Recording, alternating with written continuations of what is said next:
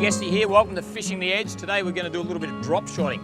Basically same setup as you would with metal jigs, marking the fish on the sounder, dropping straight down. To do that with soft plastics, you need a slender soft plastic like this Crazy Leg. Crazy Leg is similar to a 5-inch jerk shad, a little bit longer with this split tail.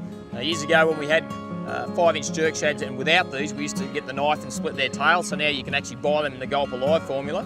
So mark the fish, drop the Crazy Leg down, jig it around, and hopefully find a few snapper, kingies, sambos, amberjacks, all of that sort of thing. But pretty well, very, very similar, as I said, to jigging small metal jigs, but this time with soft plastics. And with that Gulp formula, that scented formula, when the fish go off on metal jigs, and quite often they won't eat those, these are the go.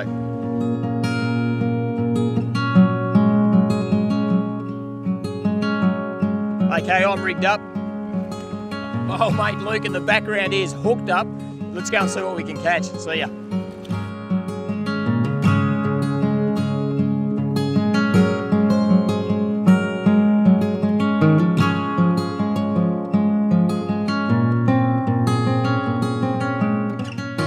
Oh, go Josh.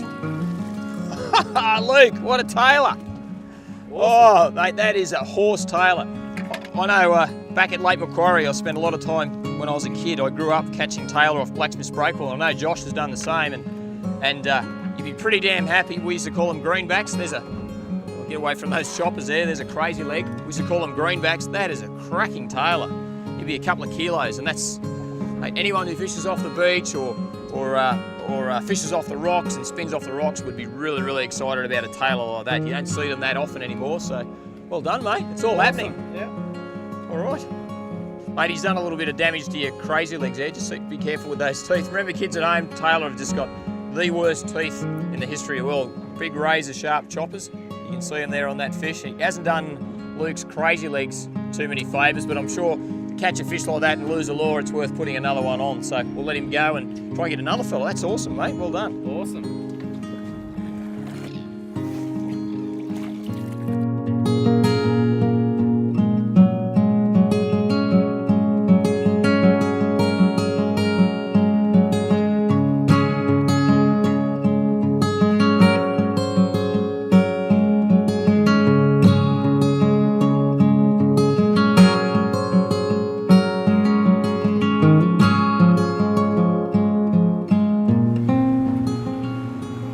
That's it, ready to go. Oh, so now I've got the double hook up. Once again with that heavier jig head, getting those soft plastics down in the deeper water. And I don't know what you've got, Luke, but I'm hooked up as well, so got a great showing on the sounder there. And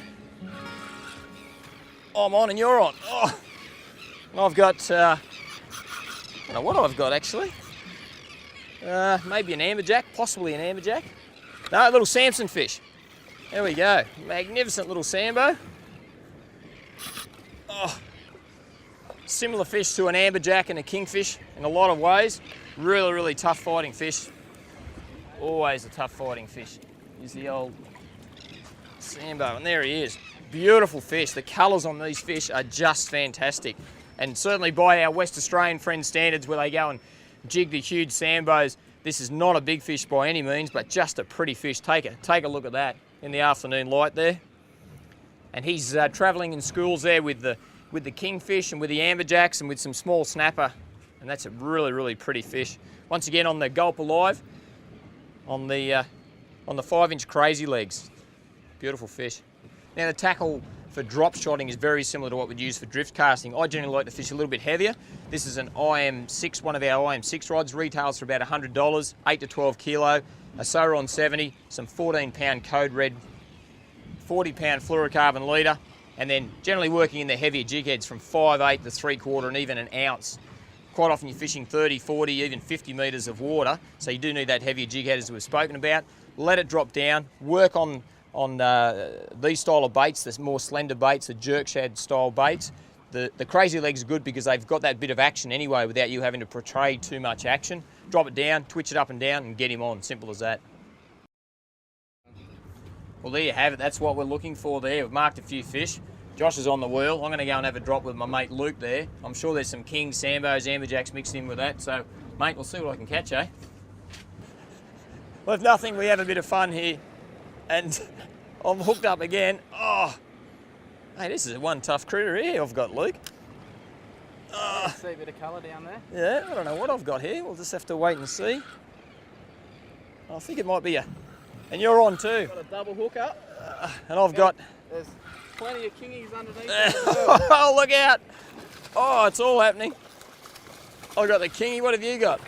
Well, I saw plenty of kingies following him up, so I think it could well be one as well. Mate, I think it is another king. Yes, well done. Hang on, we'll get the net. Hey Josh, you want to do us a favour there, bud? We can get them both in the net.